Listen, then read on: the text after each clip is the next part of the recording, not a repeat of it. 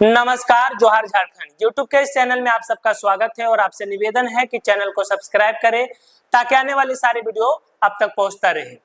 आज बात करेंगे टुंडी विधानसभा क्षेत्र की, जो एक सामान्य सीट है। यह सीट धनबाद जिले के अंतर्गत आता है और गिरिडीह लोकसभा क्षेत्र के अंतर्गत आने वाले 6 विधानसभा क्षेत्रों में से यह एक क्षेत्र है। तो झारखंड की राजनीति में टुंडी विधानसभा क्षेत्र खास क्यों है? तो इसकी टुंडी विधानसभा क्षेत्र को जाना जाता है स्वर्गीय विनोद बिहारी महतो के नाम से, जो कि झारखंड आंदोलन के अग्रणी नेता थे, शिबू सोरेन के सहयोगी थे और इस क्षेत्र से 2 बार प्रतिनिधित्व भी किए। बाद में उनके पुत्र स्वर्गीय राजकिशोर महतो ने भी यहां से चुनाव जीता और यहां का प्रतिनिधित्व किया। फिलहाल इस क्षेत्र से विधायक हैं मथुरा प्रसाद महतो, जो कि झामुमो के एक कद्दावर नेता माने जाते हैं और लगभग 25 से 30 सालों से इस क्षेत्र से राजनीति कर रहे हैं। हालांकि उनको 2 चुनाव में हार भी मिली है। तो टुंडी विधानसभा क्षेत्र की खास बात क्या है उसको समझेंगे और इस बार का समीकरण क्या है वो भी जानेंगे। जो झारखंड की राजनीति में बदलाव हुए हैं उसमें 2 बड़े बदलाव हैं। सबसे पहला कि बाबूलाल मरांडी के पार्टी का विलय बीजेपी में हो चुका है और वो बीजेपी की तरफ से हो सकते हैं मुख्यमंत्री के उम्मीदवार होंगे। वहीं जो दूसरी सबसे बड़ी बदलाव हुआ है झारखंड की राजनीति में, वो जन आंदोलनकारी नेता टाइगर जयराम महतो का राजनीति में जोरदार आगाज किए हैं राजनीति में और उनका प्रभाव भी झारखंड के लोकसभा चुनाव में देखने को मिला है। तो जाहिर सी बात है कि विधानसभा चुनाव में उनका प्रभाव और जोर शोर से देखने को मिलेगा। विधानसभा क्षेत्र का सामान्य परिचय क्या है? ये विधानसभा क्षेत्र एक सामान्य सीट है, धनबाद जिले में स्थित है और गिरिडीह लोकसभा क्षेत्र के अंतर्गत आने वाले विधानसभा क्षेत्रों में से एक है।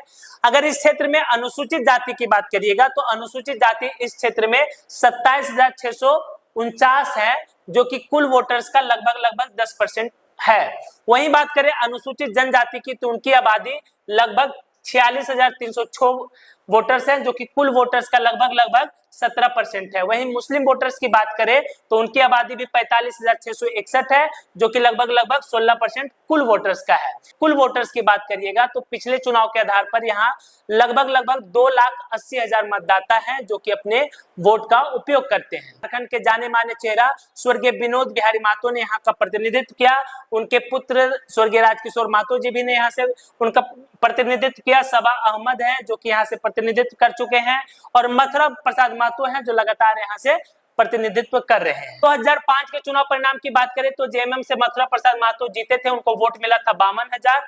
सबा अहमद दूसरे नंबर पे थे, उनको वोट मिला था 26,000 और सुभाष चटर्जी बीजेपी जो तीसरे नंबर की पार्टी थी, उनको वोट मिला था 21,000।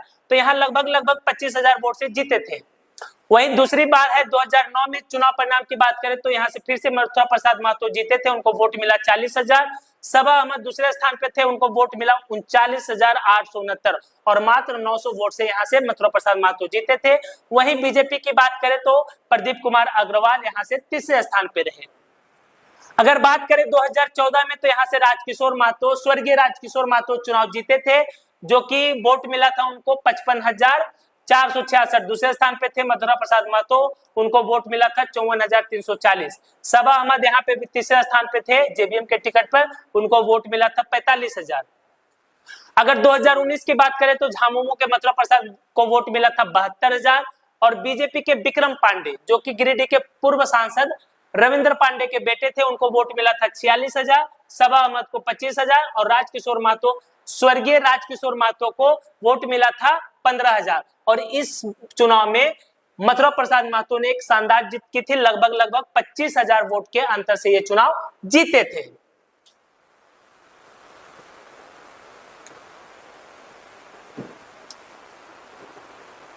झारखंड में इस बार जो चुनाव होंगे उसमें एक तरफ होंगे एनडीए गठबंधन, दूसरे तरफ महागठबंधन और तीसरे तरफ होंगे जन आंदोलनकारी नेता टाइगर जयराम महतो। अब देखिए, महागठबंधन में होंगे जेएमएम, कांग्रेस, आरजेडी और लेफ्ट की पार्टियां। ये चारों पार्टियां और ये जो सीट है टुंडी विधानसभा क्षेत्र की, ये हर बार की तरह इस बार भी जेएमएम यहाँ से चुनाव लड़ेगी और उम्मीदवार होंगे मथुरा प्रसाद महतो। दूसरी तरफ बात करें एनडीए में आजसू और बीजेपी का तय माना जा रहा है कि चुनाव एक साथ लड़ेंगे। बीजेपी इस सीट से कभी कमाल नहीं कर पाई और कभी उपस्थिति दर्ज नहीं करा पाई। पिछले चुनाव में हालांकि 2 नंबर पे आई थी, लेकिन यहाँ उससे ज्यादा मजबूत आजसू है, तो ये तय माना जा रहा है कि गठबंधन के तहत ये सीट आजसू के खाते में जाएगी और यहाँ से चुनावी मैदान में कौन होंगे ये देखना दिलचस्प होगा। क्या स्वर्गीय विनोद बिहारी महतो और स्वर्गीय राजकिशोर महतो के परिवार से कोई होंगे या कोई अन्य उम्मीदवार हो। तीसरा जो है टाइगर जयराम महतो यहाँ से खुद चुनाव लड़ेंगे या किसी और को उतारेंगे, लेकिन मेरा मानना है कि वो यहाँ से हो सकता है चुनाव खुद लड़े।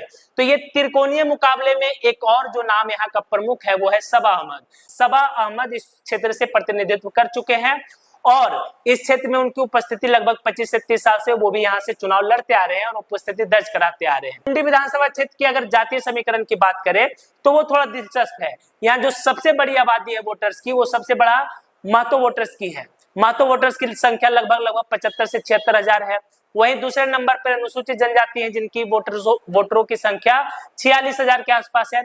तीसरे नंबर पे है मुस्लिम समाज के मतदाता जिनकी संख्या भी लगभग 45 से 46 हजार के आसपास है।